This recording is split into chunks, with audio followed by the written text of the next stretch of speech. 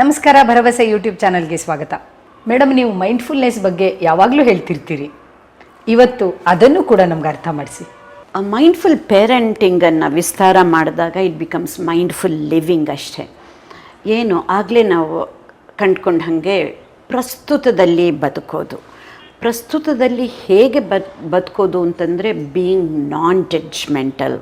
ಅಂದರೆ ಇದು ನಾನು ಏನಾದರೂ ಒಂದು ಕೆಲಸ ಮಾಡುವಾಗ ಅಯ್ಯೋ ಇದು ಕಷ್ಟ ಅಥವಾ ಇದು ಇನ್ನೆಷ್ಟು ಹೊತ್ತಾಗತ್ತೋ ಅನ್ನೋ ಒಂದು ಭಾವನೆ ಇಟ್ಕೊಂಡೇ ತುಂಬ ಜನ ಎಲ್ಲ ಕೆಲಸ ಮಾಡೋದು. ಅದನ್ನು ಏನೂ ಮಾಡದೆ ಏನು ಮಾಡಬೇಕೋ ಅದನ್ನು ಮಾಡೋದು without judging whatever we are doing.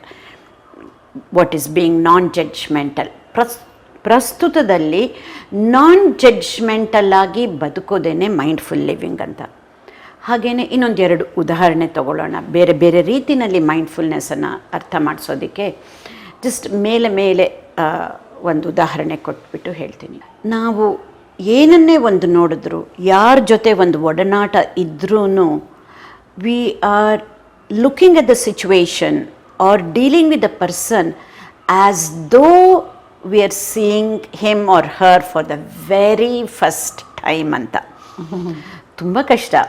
But on the lighter side ನೋಡಿ, ಇದೇ ಥರ ನಾವು if we behave like this with spouses, ಜೀವನ ಎಷ್ಟು ಚೆನ್ನಾಗಿರತ್ತಲ್ಲ ಅಂತಂದ್ಬಿಟ್ಟು. But this is one of the most difficult aspects. ಇದನ್ನು ಒಂಚೂರು ಪೇರೆಂಟಿಂಗಿಗೂ ತಗೊಳ್ಳೋಣ, ಆವಾಗ ಗೊತ್ತಾಗತ್ತೆ. ನಾವು ಏನೋ ಒಂದು ನಮ್ಮ ಮಗು ಯಾವುದೋ ಹಿಂದೆ ತಪ್ಪು ಮಾಡಿದ್ದನ್ನು ಅದನ್ನೇ ನಾವು ಮನಸ್ಸಲ್ಲಿ ಇಟ್ಕೊಂಡು ನೀನು ಹಂಗೆ ಮಾಡಿದ್ಯಲ್ಲ ಅಂತ ಮತ್ತೆ ನಮ್ಮ ಬಿಹೇವಿಯರ್ ಕೂಡ ಅವಾಗ ಚೇಂಜ್ ಆಗುತ್ತೆ. ಅಥವಾ ಮಗುಗೂ ನಾವು ಅದನ್ನು ನೆನಪು ಮಾಡ್ತಾನೇ ಇರ್ತೀವಿ. ಅದ್ರ ಬದಲು every moment if we can look at our children as though we are seeing our children for the very first time, ಅಥವಾ ಇನ್ಯಾವ ಒಂದು ಹಳೆ ಓಲ್ಡ್ ಬಯಸಸ್ ಇಲ್ಲದೆ ನಾವು ಆ ಒಂದು ಮಗುನ ಕಾಣೋದು ಈಸ್ ಅಬೌಟ್ ಮೈಂಡ್ಫುಲ್ ಪೇರೆಂಟಿಂಗ್. ಹಾಗೆ ಮತ್ತೊಂದು ಎಕ್ಸಾಂಪಲ್ ತೊಗೊಳ್ಳೋಣ.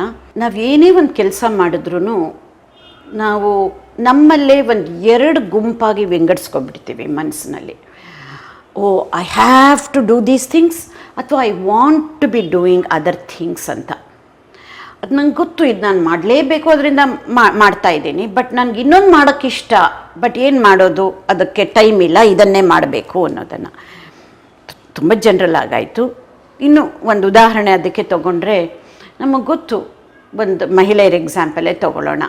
ನಾವು ಬೆಳಿಗ್ಗೆ ಮನೆಯಲ್ಲಿ ಎಲ್ಲರಿಗೂ ರೆಡಿ ಮಾಡಿ ಮಕ್ಕಳನ್ನು ಗಂಡನ್ನು ಆಫೀಸಿಗೆ ಕಳಿಸೋದು, ಮಕ್ಕಳನ್ನು ಸ್ಕೂಲು ಕಾಲೇಜಿಗೆ ಕಳಿಸೋದು ಸರ್ವೇ ಸಾಮಾನ್ಯ. ಅದು ಮಾಡಲೇಬೇಕಾಗಿರೋ ಕೆಲಸ. ಬಟ್ ಡಾಕ್ಟರ್ ಹೇಳಿರ್ತಾರೆ, ನೀವು ವಾಕಿಂಗ್ ಮಾಡಬೇಕು ಅಥವಾ ಯೋಗ ಮಾಡಬೇಕು, ನಿಮ್ಮ ಹೆಲ್ತ್ಗೆ ಒಳ್ಳೆಯದಾಗತ್ತೆ ಅಂತಂದ್ಬಿಟ್ಟು. We know we have to do that too, but ಅದನ್ನು ಮಾಡೋಕ್ಕಾಗಲ್ಲ, ಬಿಕಾಸ್ ಇದಕ್ಕೆ ಮಾತ್ರ ನಾವು ಇಂಪಾರ್ಟೆನ್ಸ್ ಕೊಡ್ತಾ ಇರ್ತೀವಿ. ಸೊ ಈ ಎರಡು ನಾವು ಕೆಲಸಗಳನ್ನು ವಿಂಗಡ ಮಾಡಿ, I have to do this, so I will do it. I want to do that, but I don't have time ಅನ್ನೋ ಒಂದು ಕೆಲವು ಸಲ ಈ ರೀಸನಿಂಗ್ ಕೊಟ್ಕೊತ ಅದು ರೀಸನಿಂಗ್ ಅಲ್ಲದೆ ಎಕ್ಸ್ಕ್ಯೂಸ್ ಆಗಿಬಿಡತ್ತೆ. ಆ ಒಂದು ಭೇದನ ತಪ್ಪಿಸಿ, it's not that I want to do or I have to do, ಈ ಒಂದು ಮನಸ್ಸಿನ ಒಂದು ಆಲೋಚನೆಯಲ್ಲಿ ಬದಲಾವಣೆ ಮಾಡಿಕೊಂಡ್ರೆ, whatever has to be done I will do it. ಆ ಒಂದು ಸಣ್ಣ ಆಲೋಚನೆಯಲ್ಲಿ, ಆ ಒಂದು ದೃಷ್ಟಿಕೋನದಲ್ಲಿ ಬದಲಾವಣೆ ಆದಾಗ ನಾವು ಹೆಂಗಾದ್ರೂ ಟೈಮ್ ಮಾಡ್ಕೋತೀವಿ. ಅಡುಗೆ ಕೆಲಸಕ್ಕೂ ಆಗತ್ತೆ, ಎಕ್ಸಸೈಸ್ಗೂ ಆಗತ್ತೆ, ಎಲ್ಲ ಏನೇನು ಮಾಡಬೇಕೋ ಅದಕ್ಕೆಲ್ಲನೂ ಮಾಡ್ಕೊಳ್ಳೋಕ್ಕಾಗತ್ತೆ. ಇದನ್ನು ಈ ಥರ್ಡ್ ಎಕ್ಸಾಂಪಲ್ನ ಮೈಂಡ್ಫುಲ್ನೆಸ್ ಬಗ್ಗೆ ನಾವು ನೆನ್ಪಿಟ್ಕೋಬೇಕಾದ್ರೆ ಜಸ್ಟ್ 3 ಪದ, ಇನ್ಫ್ಯಾಕ್ಟ್ ಇಟ್ಸ್ ನೈಕಿ ಕಮರ್ಷಿಯಲಿಂದ ತಗೊಂಡಿರೋ ಪದಗಳು. ಜಸ್ಟ್ ಡೂ ಇಟ್ ಅಂತ. ಏನೇನು ಮಾಡಬೇಕು ಆ ಕಾಲಕ್ಕೆ ಅಲ್ಲಲ್ಲಿ ಮಾಡಿ ಮುಗಿಸ್ಬಿಡಿ. This is mindfulness.